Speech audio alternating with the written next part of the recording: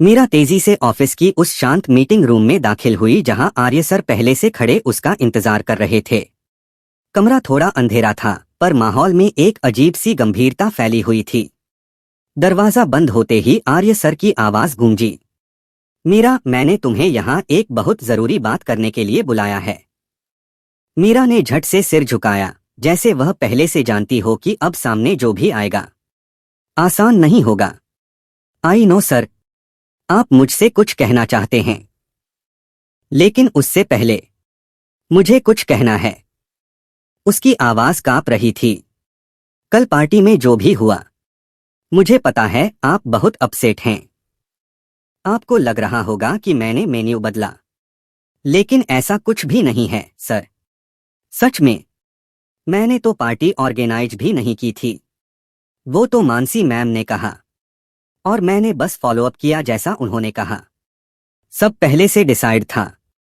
मुझे नहीं पता उस कॉन्ट्रैक्टर ने क्या किया, क्या लिस्ट बदली, कैसे इंडियन मेन्यू अनु के पास पहुंच गया। मुझे सच में कुछ नहीं पता। मीरा की सांस तेज थी, जैसे वह अपनी बातों से खुद को भी समझाने की कोशिश कर रही हो। पर आर्य सर का चेहरा बिल्कुल स्थिर था। मीरा, मैंने तुम्हें यहाँ कोई एक्सप्लेनेशन सुनने के लिए नहीं बुलाया, बल्कि किसी से मिलवाने के लिए बुलाया है। मीरा चौंकी। किससे? तभी दरवाजा खुला और अंदर एक आदमी आया। उसके कपड़े थोड़े पुराने, चेहरे पर झिझक और डर का मिलाजुला भाव। मीरा हिल गई, जैसे किसी अनजान खतरे को पहचान रही हो। उस आदमी ने पानी का ग्लास मांगा और बोला, ऑफिस में बड़ा फ्रॉड हुआ है मैडम, और उसी सिलसिले में हमें आपके घर की तलाशी लेनी है। मीरा का चेहरा सफेद पड़ गया। आर्य सर का मोबाइल बजा, दूसरी तरफ टीम थी। हेलो मीरा मैम, आपका शक तो सही नहीं निकला, पर पैसे का बंडल अनु के घर से ही मिला है। और अगले ही सेकंड उस आदमी ने एक और बम फोड़ दिया। मैडम ने जैसा कहा, मैंने वैसा ही किया। इन्हीं के कहने पर मैंने अनु मैम के घर पैसे रखे थे, और ये मैडम की दी हुई फीस है। मीरा तड़प उठी। सर, ये झूठ बोल रहा है। मैं इसे जानती भी नहीं। लेकिन आदमी ठहरा रहा। गरीब इंसान हूं सर, लालच में आ गया।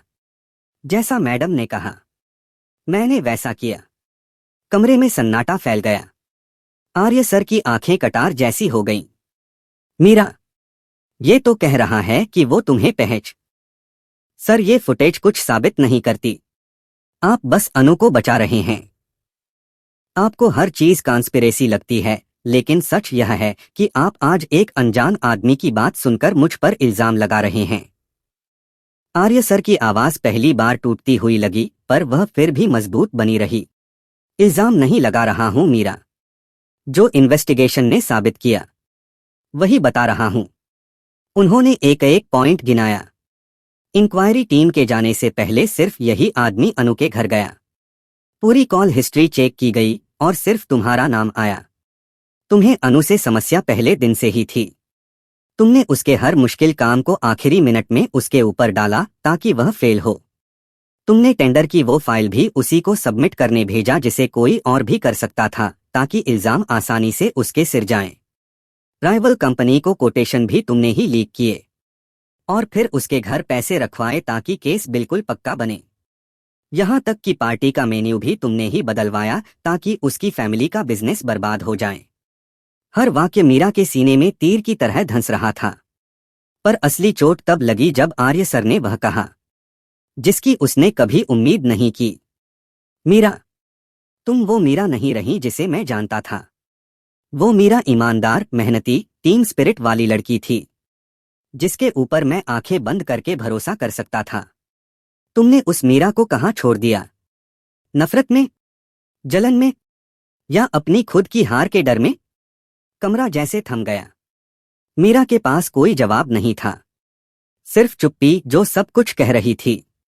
अगर आपको यह कहानी पसंद आई और आप ऐसी ही और डिटेल्ड, इमोशन और ट्विस्ट वाली स्टोरीज देखना चाहते हैं, तो वीडियो को लाइक जरूर करें, चैनल को सब्सक्राइब करें, और नीचे कमेंट में बताएं कि कहानी का कौन सा हिस्सा आपको सबसे ज्यादा शॉकिंग लगा।